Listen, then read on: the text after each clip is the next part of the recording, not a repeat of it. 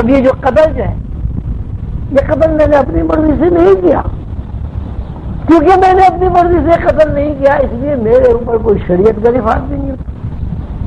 اور موسیٰ علیہ السلام جیسے جلیل القدر صاحب جلال پیغمبر، دیکھیے اس بندے پہ شریعت بھی نافذ نہیں کرے کی انہوں نے، جو تو شریعت پیغمبر تھے شریعت نافذ کر رہے تھے، اور پھر وہ دونوں الگ الگ ہوئے۔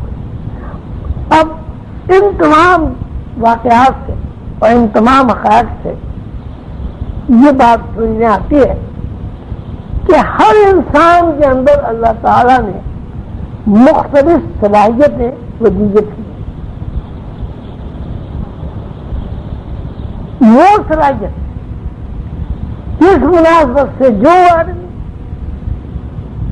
بیدار کر لیتا ہے، متحرک کر لیتا ہے، ان کو استعمال کرنا سیکھ جاتا ہے، اسی حساب سے اس بندے کی فضیلت ثابت ہو جاتی ہے۔ اللہ تعالیٰ قرآن پاک میں فرمایا تلک الرسل فضلنا بعضکم علی بعض، بعض رسولوں پر فضیلت حاصل ہے، بعض رسولوں کو بعض رسولوں پر فضیلت حاصل ہونے کا یہ مطلب نہیں ہے کہ وہ ایک دوسرے درجہ بندی میں چھوٹے ہیں، اس کا مطلب یہ ہے کہ اللہ تعالیٰ نے جس اپنے پیغمبر سے جو کام لینا ہوا، اللہ تعالیٰ نے جس پیغمبر کے اندر جتنی صلاحیتیں بیدار متحرک کرنا چاہیے وہ اس بندے کے اندر صلاحیتیں بیدار متحرک ہو گئی، اور اسی مناسبت سے ان بندوں نے اپنی صلاحیتوں کو استعمال کر کے اللہ تعالیٰ کا پیغام لوگوں تک پہنچایا، جو کچھ اللہ نے ان سے کہا وہ انہوں نے آگے بڑھا دیا۔ تو اب جتنے دماغ استعمال ہوا اسی مناسبت سے ان کے مقامات کا تعین ہوا۔ اب جیسے حضرت آدم علیہ السلام کا آسمان کہتے ہیں مقام پہلا آسمان ہے، کسی پیغمبر کا تیسرا آسمان ہے، کسی پیغمبر کا کوئی آسمان ہے، کسی پیغمبر کا کوئی آسمان ہے، وہ مجھے تفصیلات یاد نہیں رہی، پہلے تو یاد تھی۔ حضرت ابراہیم علیہ السلام کا مقام بیت المعمور ہے، بیت المعمور سے مراد یہ کہ آسمانوں سے اوپر، اور اسی طرح حضور پاک صلی اللہ علیہ وسلم کا مقام مقام محمود ہے۔ یہ سب جو ہے یہ اصل میں جو اللہ تعالیٰ کی صفات بطور صلاحیت کے انسان کے اندر موجود ہے، ان صلاحیتوں کا استعمال اور ان صلاحیتوں کو بیداری اور ان صلاحیتوں کے متحرک ہونے پر فضیلت کا دار و مدار ہے۔ اب انسان اور حیوانات میں جو فرق ہے وہ یہ ہے کہ حیوان بھی ایک مخصوص فطرت کے تحت پیدا ہوتا ہے، اگر مخصوص فطرت کے تحت پیدا نہ ہوتا ہو تو یہاں یہ شناخت کا ذریعہ ہے یہ قائم نہیں رہے گا۔ بکری کبھی بھیڑ بن جائے گی، بھیڑ کبھی گائے بن جائے گی، گائے کبھی بھینس بن جائے گی، بھینس کبھی ہاتھی بن جائے گی۔ ایک مخصوص فطرت کے تحت، ایکویشن کے تحت، ایک فارمولے کے تحت، معین مقداروں کے تحت یہاں ہر چیز تخلیق ہو رہی ہے۔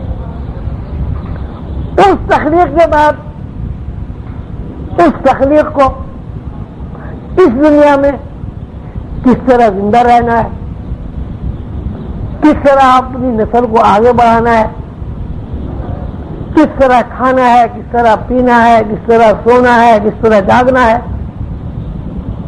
یہ ایک جبلی بات ہے۔ اس کو جبلت کہتے ہیں کہ ایک جبلت کے تحت یہاں ہر آدمی زندہ رہتا ہے۔ مثلا اب جیسے آپ نے پہلے بھی کہیں پڑھا بھی ہوگا، سنا بھی ہوگا کہ بکری گوشت نہیں کھاتی، شیر گھاس نہیں کھاتا، کبوتر دانا چگتا ہے۔ کبھی آپ نے یہ نہیں دیکھا ہوگا کہ کبوتر نے کنکر پتھر کھانے شروع کر دیے ہو، جبکہ شتر مرغ کھاتا ہی پتھر ہے، کنکر ہی کھاتا ہے۔ مچھلی کبھی آپ نے دیکھا ہوگا کہ مچھلی نے مٹی چاٹ کے گزارا کر لیا ہو، سانپ کی طرح مٹی پانی ہی پیتی ہے، سانپ بنتی ہے 4 پیر وغیرہ. تو ایک سلسلہ ہے، ایک سسٹم ہے، ایک طریقہ کار ہے جس پہ جبلت کے تحت انسان بھی چلتا ہے. مثلا اب انسان کو آپ نے نہیں دیکھا ہوگا کہ وہ لوہا چباتا ہو، آپ نے انسان کو نہیں دیکھا ہوگا کہ وہ پتھر چباتا ہو، آپ نے انسان کو نہیں دیکھا ہوگا کہ وہ لکڑیاں کھاتا ہو، جبکہ چوپائے ساری ہی لکڑیاں کھاتے ہیں. یہ درختوں کی شاخیں لکڑیاں تو ہیں اور کیا تھی. تو جبلت کا جہاں تک تعلق ہے اس میں ہر مخلوق اپنی جبلت پر زندہ رہنے کی، اپنی جبلت پر چلنے پھرنے کھانے پینے کے لیے مجبور ہے. جبلت کو کوئی آدمی ختم نہیں کر سکتا. جبلت سونا بھی ہے، جبلت بیدار ہونا بھی ہے. تو ایسا ممکن ہی نہیں کہ کوئی آدمی ساری زندگی سوتا رہے، کوئی گئے ساری زندگی سوتی رہے، کوئی آدمی ساری زندگی جاگتا رہے، کوئی ہاتھی ساری زندگی جاگتا رہے.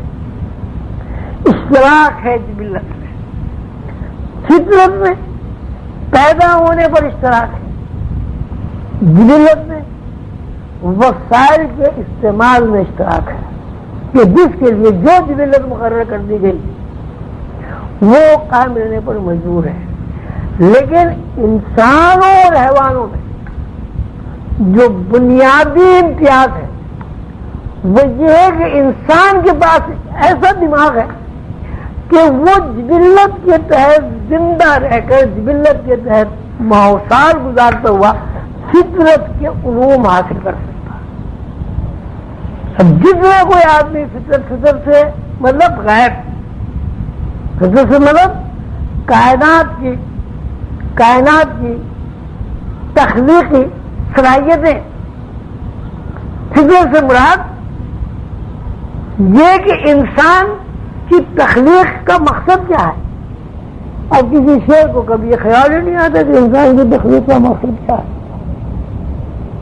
لیکن ہر وہ انسان جس میں ذرا سا بھی عقل و شعور ہے وہ یہ ضرور سوچتا ہے کہ میں پیدا کیوں ہوا، میری پیدائش کا مقصد کیا، میں کہاں سے آیا، اگر آیا تو کہیں کیوں چلا جاتا ہوں جبکہ میں جانا نہیں چاہتا. یہ سوچ انسان کے علاوہ دوسری مخلوق میں آپ کو نہیں ملی. دوسری مخلوق میں آپ جنات کو چھوڑ کر، جنات کے اندر یہ فطرت کے اندر تلاش کرنا، گہرائی میں جانا جنات کی مخلوق کے اندر موجود ہے. تو زیر پیسے تو انسان ہے. تو انسان کی فضیلت اس بات پر قائم نہیں ہے کہ وہ جبلی تقاضے پورا کرتا ہے، اس بات پر بھی قائم نہیں ہے کہ وہ فطرت کے تحت پیدا ہوتا ہے، معین مقداروں سے پیدا ہوتا ہے، اس لیے کہ معین مقداروں سے سبھی پیدا ہو گئے.